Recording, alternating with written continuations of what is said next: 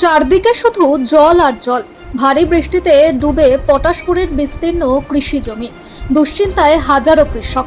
টানা কয়েকদিনের ভারী বৃষ্টিতে পূর্ব মেদিনীপুর জেলার পটাশপুর বিধানসভার একাধিক এলাকায় তৈরি হয়েছে উদ্বেগজনক পরিস্থিতি। পটাশপুর 1 ও 2 নম্বর ব্লক এলাকার বিস্তীর্ণ কৃষি জমি এখন জলের তলায়। দূর থেকে তাকালে মনে হচ্ছে যেন এক বিশাল সমুদ্র। যদিও অধিকাংশ এলাকায় গ্রাম বা বসত বাড়িতে জল ঢোকেনি, কিছু কিছু জায়গায় রাস্তার উপর দিয়ে জল বইছে। তবে কৃষি জমিতে জল জমে থাকায় কৃষকদের কপালে চিন্তার ভাঁজ ফেলেছে। স্থানীয় সূত্রে জানা গিয়েছে, কয়েকদিন আগেই কৃষকরা আমন ধানের চাষের জন্য বীজতলা তৈরি করেছিলেন।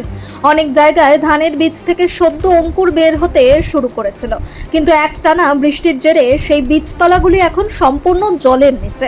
দীর্ঘ সময় ধরে জল জমে থাকায় অধিকাংশ বীজতলা নষ্ট হওয়ার আশঙ্কা দেখা দিয়েছে। ফলে বিঘার পর বিঘা জমিতে চাষের প্রস্তুতি নেওয়া কৃষকরা বড় ধরনের আর্থিক ক্ষতির মুখে পড়েছেন। কৃষকদের অভিযোগ, প্রতি বছর বর্ষার সময়ে পটাশপুরের বিভিন্ন এলাকায় একই সমস্যা দেখা দেয়। এলাকায় পর্যাপ্ত কার্যকর জল নিকাশি ব্যবস্থা না থাকায় বৃষ্টির জল দ্রুত বের হতে পারে না।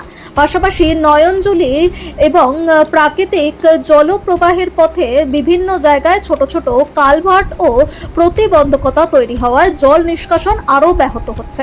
এর ফলে দিনের পর দিন কৃষি জমিতে জল জমে থেকে বীজতলা ও ফসলের ব্যাপক ক্ষতি হচ্ছে। চাষিদের বক্তব্য, হাজার হাজার টাকা খরচ করে বীজ, সার ও জমি প্রস্তুত করার পর যদি এভাবে বীজতলা নষ্ট হয়ে যায়, তাহলে নতুন করে চাষ শুরু করা অনেকেরই পক্ষেই সম্ভব নয়। তাই দ্রুত প্রশাসনের হস্তক্ষেপ এবং ক্ষতিগ্রস্ত কৃষকদের পাশে দাঁড়ানোর দাবি জানিয়েছেন তারা।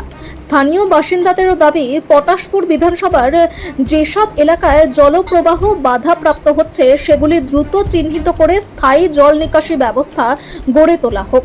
তাদের মতে, সঠিক পরিকল্পনা ও দ্রুত ব্যবস্থা গ্রহণ করা গেলে প্রতি বর্ষায় কৃষকদের এই দুর্ভোগ এবং আর্থিক ক্ষতি অনেকটাই কমানো সম্ভব হবে। বলছি, আপনাদের এই যে জলের অবস্থা এরকম কেন? জল নিকাশির জন্য, এই জন্য প্রত্যেক বছরই এই চাষ করলে এই জল নিকাশির জন্য আমাদের খুব দুর্ভোগ পেতে হয়। এই জন্য অসুবিধা। মানে এটা কি বৃষ্টির জন্য? বৃষ্টির জল জমা হয়ে যাচ্ছে, সব অবরোধ করে দিচ্ছে। এই জন্য হচ্ছে 1 ইঞ্চি করে ব্যান তোলা হয়েছে। তাতে যদি শ্রাবণ মাস মাত্র সারা বছর যদি এইভাবে আমরা কী করে থাকবো, এই তো অবস্থা। মানে জল নিকাশি ব্যবস্থা না থাকার জন্য এখন ক্ষতিটা কত হলো? জল নিকাশি ব্যবস্থা না থাকার জন্য কতটা ক্ষতি হলো আপনাদের? অনেক, সে বলা যাবে না কি পরিমাণে। একটু 4-5 বিঘা জমি মাঠে সব বীজ ছাড়া ফেলেছিলাম, 1 ইঞ্চি করে হয়েছে, সব মরে গেল। এখন এটা থেকে রক্ষা পেতে গেলে কি করতে হবে? জল নিকাশি সরকারটা ঠিক করতে হবে। সেটা কি প্রশাসনের কাছে? প্রশাসন করলেই ভালো, আর সরকার আছে, সরকার করবে। কতগুলো গ্রামের মানুষ এখানে এই চাষের সময়? চাষের সময় মিনিমাম আমাদের এখানে চাষে সবাই কি বীজতলা ফেলেছিল? সবাই বীজতলা ফেলেছে, না চাষ করবে কী করে? চাষবাস করে মানে বীজতলা কি বাঁচবে?